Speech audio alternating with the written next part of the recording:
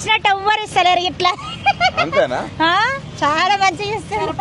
అంతేనా? తులం బంగారం వచ్చిందా? వచ్చింది, ఇస్తరే ఉండు. తులానికి 2 తులాలు ఇస్తుండు, తులం కాదు. తులానికి 2 తులాలు. తులం అనే 2 తులాలు ఇస్తుండు.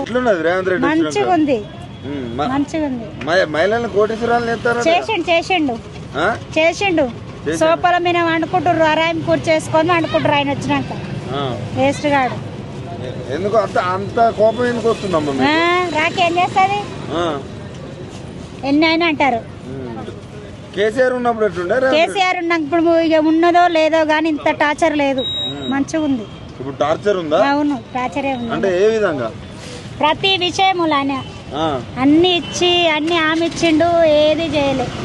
ఏమి ఇచ్చిండు? ఏం చేయలేదు. అన్ని ఏది చేయలే. ఏం చేసిండు చెప్పు. ఆయన ఏమో ఇప్పుడు రైతులకు రైతు బంధు ఇస్తున్నా ఇచ్చిండా? భూమి నిన్నకే ఇచ్చిండు, భూమి లేనానికే ఇచ్చిండు. ఇప్పుడు అల్లనే ఉన్నాం, మేము అల్లనే ఉన్నాం. రేవంత్ రెడ్డి ఇచ్చిన ఇంట్లోనే ఉన్నాం. అంత తొందర మొన్ననే ప్రకటించి అప్పుడే సంవత్సరం అయిపోయింది, 6 నెలలనే చేసిండు కంప్యూటర్ తోటి. అంతేనా? కంప్యూటర్ ఇల్లు కట్టిరా? భలే ఇల్లు కట్టిరు, భలే కట్టిడు. మళ్ళీ గెలుతాడమ్మా? మంచిగా గెలుస్తాడు ఆయన. ఆయన గెలిచినట్టు ఎవ్వరు అసలు ఎన్నుకుంటారు, ఇట్లా ఓట్లు గిట్లా పడే ఆయనకు ఎన్నుకుంటారు. ఏది ఉండదు, మంచిగా ఉంటది. చాలా మంచోడు. భలే ఎటకారంగా మాట్లాడతారమ్మా మీరు. మరి అట్లే మాట్లాడతారు. మంచి పనులు చేస్తే ఎవడైనా మాట్లాడతాడు.